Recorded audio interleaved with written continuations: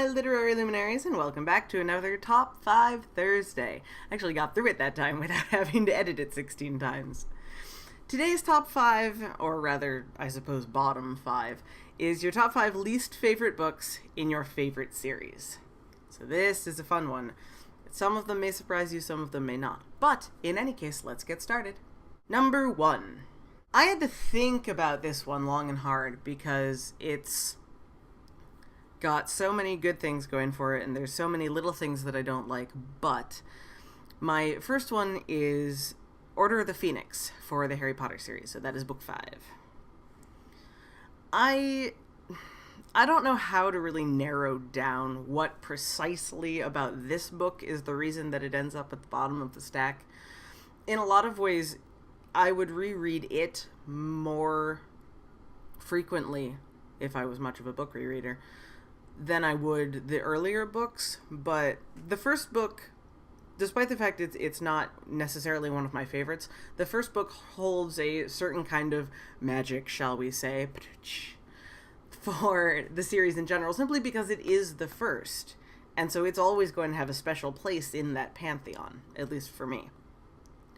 And you get a whole lot of lead up to that, and I think book 5 is really sort of the top of that particular, I mean, obviously the major climax of the series is in book 7, but there's a bit of a plateau, I think, in book 5.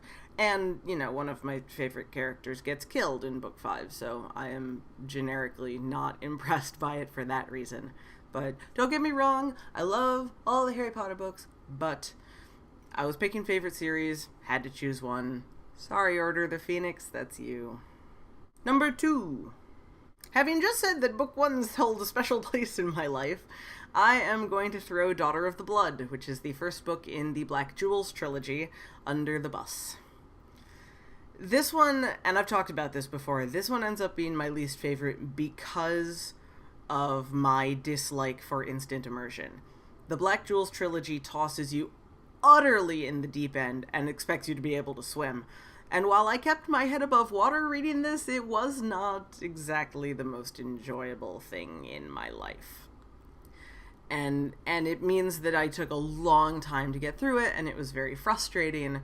And, you know, as the book goes on, as the books go on, and I get to know the characters and all that, then it gets better, you know, progressively, but it still sticks with me that the first, half, especially of that first book, I spent a lot of it going,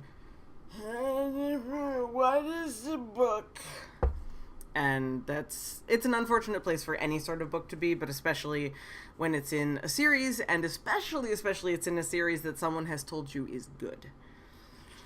So, Number 3 is The Two Towers, the second book of the Lord of the Rings trilogy. This has a similar problem to why I chose Order of the Phoenix, in that Fellowship of the Ring, despite the fact that it took me ages to read Fellowship of the Ring, Fellowship of the Ring is all, introduction and meeting your characters and setting up the plot. Return of the King, the third book, is, big battles and climax and important, drama things. And Two Towers is hobbits walking around a mountain. Which is how a good friend of mine always describes those portions of the movie, is that, large chunks of the movie are just Frodo and Sam tootling around. And it struggles because it is the middle, and a lot of important and interesting things happen in it, but it still ends up feeling a little bit like a plateau. So, sorry, Two Towers. Number 4. Number 4 is not actually a book. It's a series of books. So I'm cheating, but my number 4 is basically the entire second half of the Chronicles of Amber. So books 1 through 5, I believe, are good, and books 6 through 10 are less good.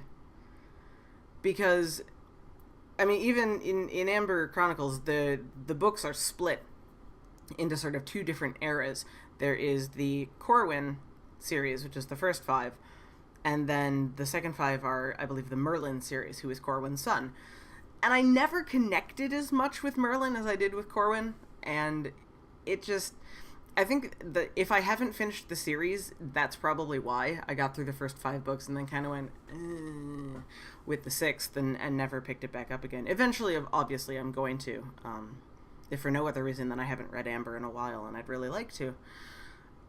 But I struggle with sort of that second generation half of the second series. It's just, it never caught me as much. Now, again, I read these when I was in 8th grade. I at least started reading them when I was in about 8th grade.